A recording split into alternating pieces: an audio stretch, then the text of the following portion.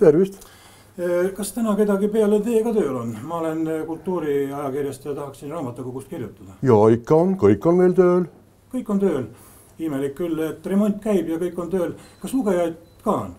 Ikka on lugejad, jaa. Lugejad käivad näete meil siit taga uksest. Nii, kas mina ka võin minna? Ma olen ka lugeja. Jaa, kui te olete registreerinud lugejaks, palun, olge lahked.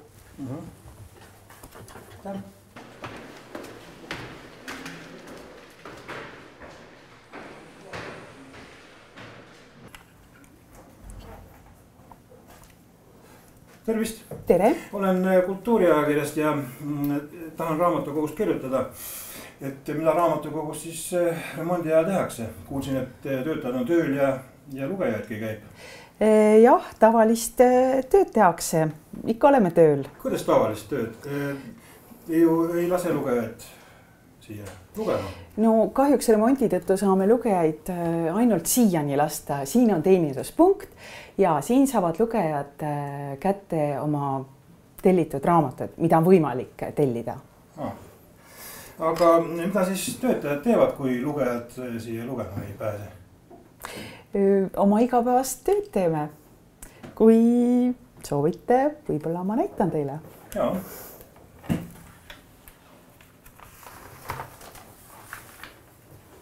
Kuigi meie maja on remondis, ei tähenda, et kirjastused ja trükikojad oma töö oleksid lõpetanud. Kogu aeg ilmub uusi raamatuid, ajakirju, plaate, kaarte. Ostame uut kirjandust, kataloogime seda, paneme riiulisse. Siis uusi raamatuid tuleb kogu aeg. Aga mis need torud siin suured on teil? Need on uued saabunud kaardid. Nad on siin panderollides.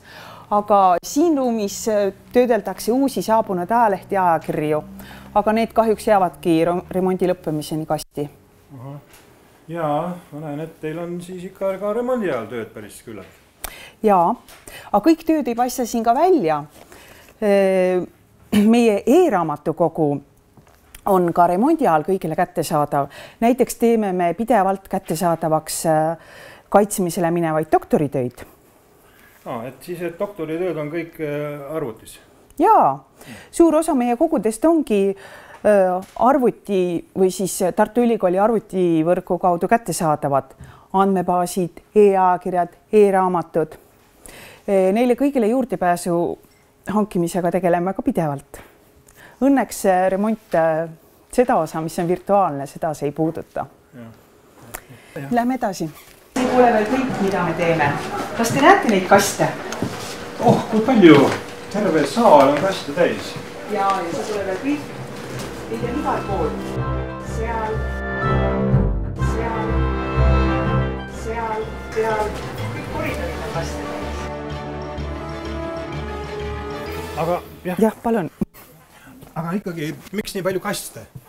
Me pidime ju remondi ajaks osa hoidlatest tühjaks tegema.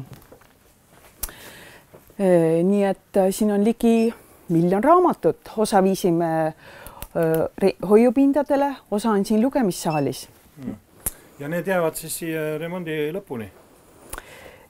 Jah, need kastid tuleb kõik veel omakorda läbi töödelda, iga raamat eraldi. Neile kleebitakse, nagu te siin näete, uus raadiosidel põhinev turvaelement. Ja siis kõikidesse kastidesse kleevite?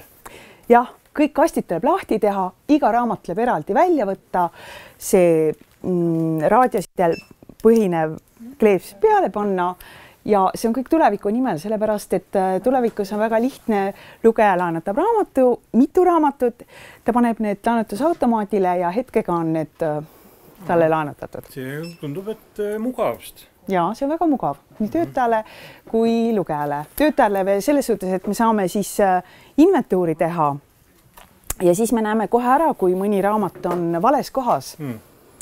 Kas need on siis tõesti nii raske leida? Meie kogudes on ligi 4 miljonit väljaannet ja kui remont läbi saab ükskord, siis tuleb nad kõik ükshaaval jälle kastidest välja võtta ja riiulitesse panna. Nüüd ma näen, et teil on ikka tõesti päris palju tööd. Praegu töötame ju lisaks raamatukogu hoonele veel ka teistes kohtades. Avatud on ajutised lugemissaalid ja ka sealgi leibitakse RFID elemente ja ligi 500 000 raamatut, mis on kastidesse pakitud, on hoiupinnal, mis asub linnast väljas. Ka seal käib töö. Jaa, raamatut on ikka teil tõesti päris palju. Me tõesti loodame kõik, et remont ükskord lõpeb ja Eesti suurim ja vanim teadusraamatukogu, mis on nii kaua aega kinni olnud, avatakse ükskord. Praegust olukorda on juba nimetatud humanitaarkatastroofiks. Jaa. Aga siis hoian teile pöiat ja jõudu tööle. Aitäh!